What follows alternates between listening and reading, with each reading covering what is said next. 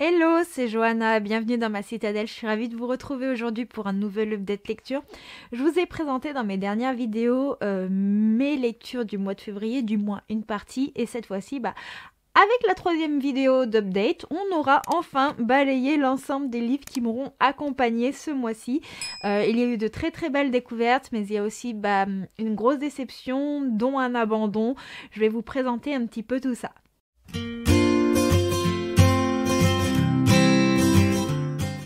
J'ai lu Demon in the Wood de Laïs Bardugo, qui est le roman graphique qui va parler de la vie du Darkling dans le Grishaverse. J'avais été assez déçue par les romans, mais j'aime énormément la série.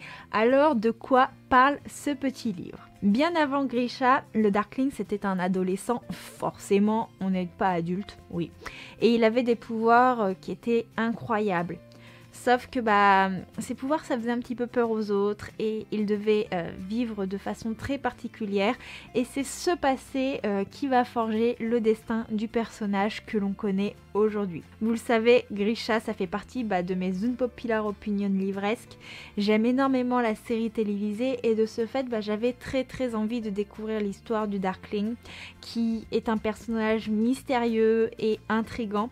Personnellement je regrette vraiment pas d'avoir demandé ce livre à la maison d'édition, parce que ça a été vraiment une excellente lecture, une très belle découverte, et en plus vous le savez, je suis quelqu'un qui est très friand des lectures graphiques. Le roman graphique est une histoire touchante qui va mettre en avant la solitude, mais aussi la différence d'un adolescent pas comme les autres.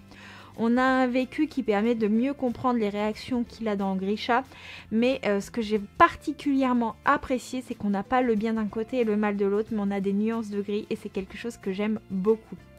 J'ai tendance à m'ennuyer et à me lasser des personnages que l'on peut voir trop parfaits.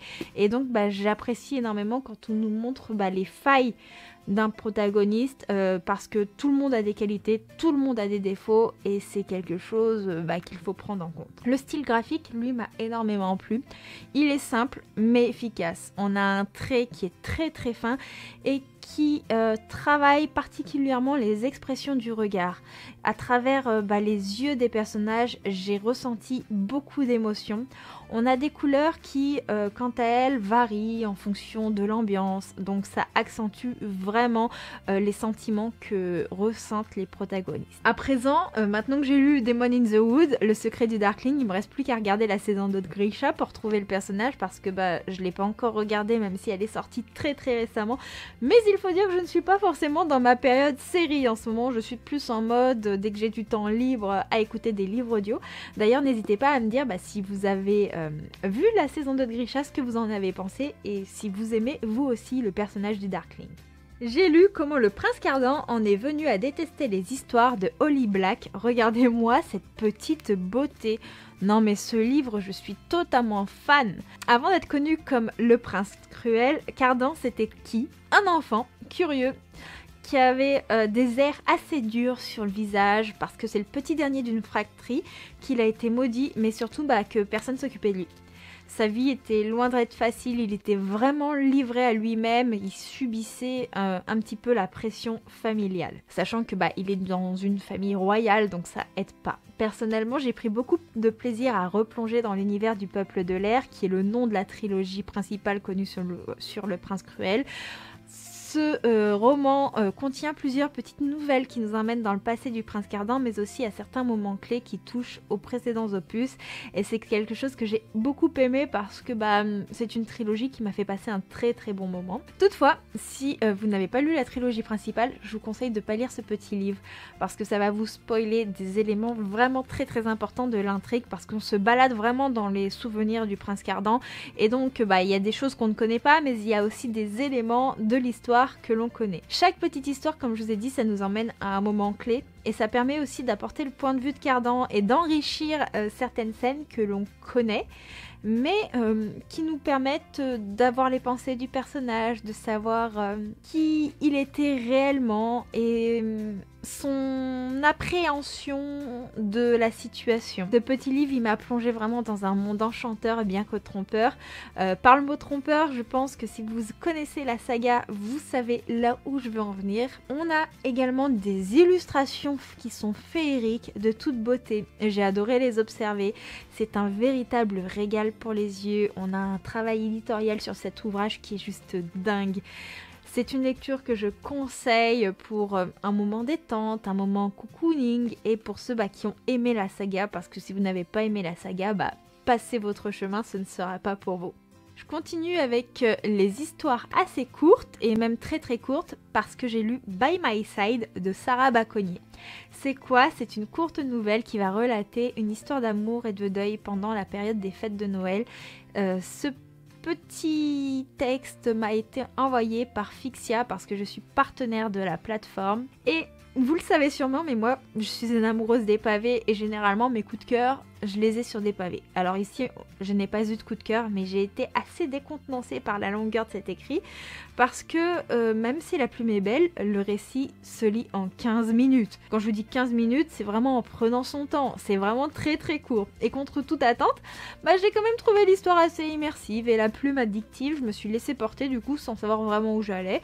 J'attendais pas grand chose de ce récit parce que quand j'ai vu la taille qu'il faisait, je me suis dit mais what ? Qu'est-ce qu'on peut raconter en si peu de temps? Et donc, mon avis de lecture va être très très bref, mais en même temps, vu la taille du texte, j'ai pas trop le choix, sinon je vous dévoile tout. C'est un peu dommage. Je peux simplement vous dire que cette petite nouvelle, c'est une ode à l'amour. Et je l'aurais jamais lu si Fixia ne me l'avait pas envoyé. Soyons honnêtes, je n'aurais jamais acheté ce texte parce que déjà il est très court, mais en même temps j'aime les pavés. On continue avec les textes assez courts, mais cette fois-ci c'est un récit assez engagé avec 100 décubes de Magali Lefebvre qui m'a été envoyé par les éditions du Chat Noir.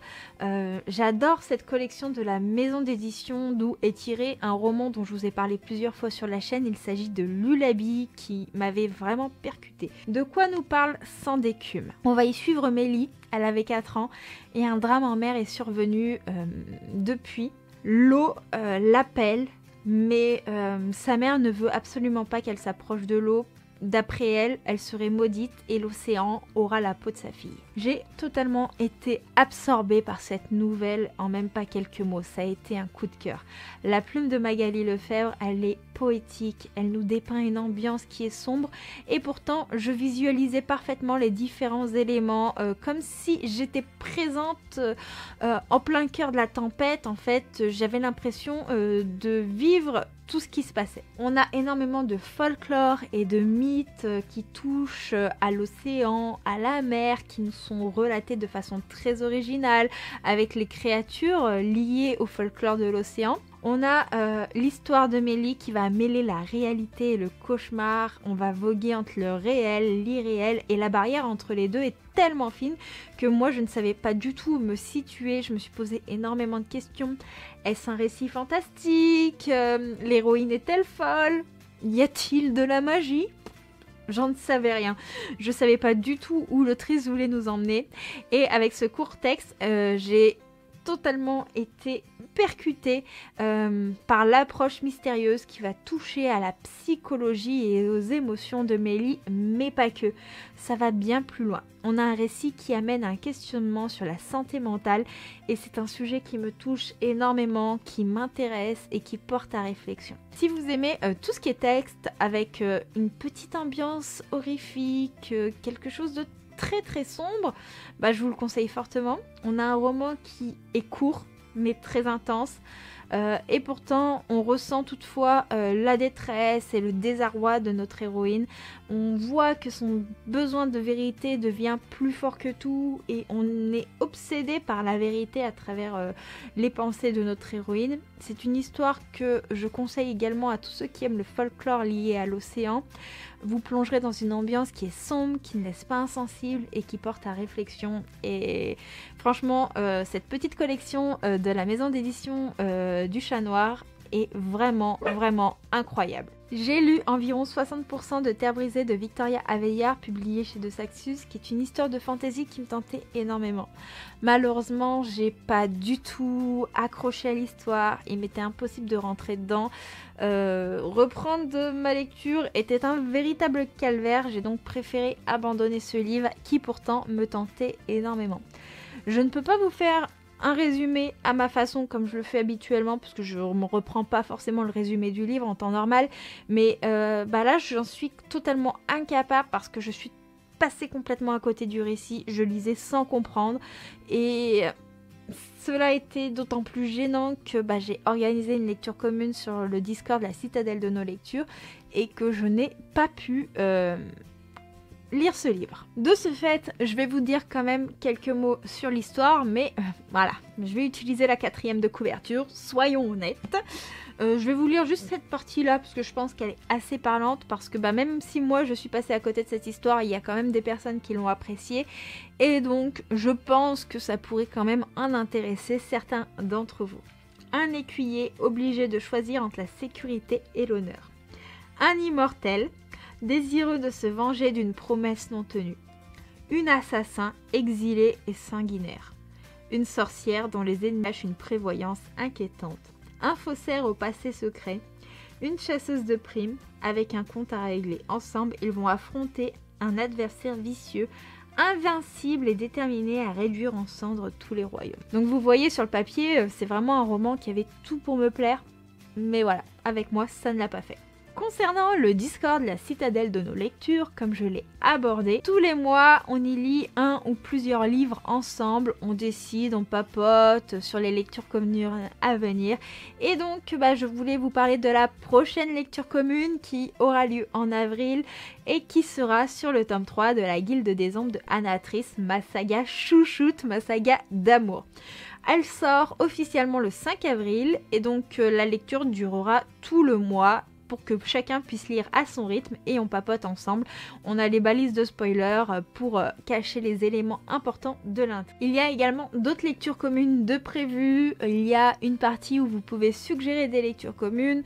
On a prévu de lire à l'avenir, on n'a pas encore fixé de date, ACOTAR, histoire de se remettre toute la saga en mémoire et de permettre à ceux qui ne connaissent pas cette saga chère à mon cœur de la découvrir également. On a prévu de lire dans le futur aussi La Reine Courtisane parce que c'est un préquel de la guilde mais de façon beaucoup plus romancée et très différent, mais il y a une petite intervention de certains personnages et juste pour ça, ça vaut le coup. Voilà, on a pas mal de lectures prévues, on a aussi une session de papotage pour parler de tout, de rien, de nos lectures en cours, donc n'hésitez pas à nous rejoindre si vous voulez lire avec nous, papoter avec nous, vous êtes les bienvenus. Le lien est dans la barre de description, de toute manière il y est systématiquement, donc n'hésitez vraiment pas. Voilà, j'ai fait le tour de toutes mes lectures du mois de février, il y en a eu pas mal et vous verrez qu'au mois de mars c'est encore pire, je suis sur une très bonne lancée de lecture, je retrouve un bon rythme, je ne sais pas si ça va durer mais on va en profiter. Si vous êtes arrivé au bout de cette vidéo, n'hésitez pas à mettre un petit émoticône avec la mer ou des éléments en lien avec l'eau en référence à Sang d'écume qui est la meilleure lecture dont je vous ai parlé dans cette vidéo. Et en attendant, moi je vous dis à très bientôt, on se retrouve pour une prochaine vidéo. Merci à tous d'être là comme d'habitude, merci à tous ceux qui like, partagent, commentent, enfin merci tout court pour votre présence. Ça me fait toujours plaisir d'échanger avec vous et moi je vous dis à très bientôt pour une prochaine vidéo. Ciao ciao.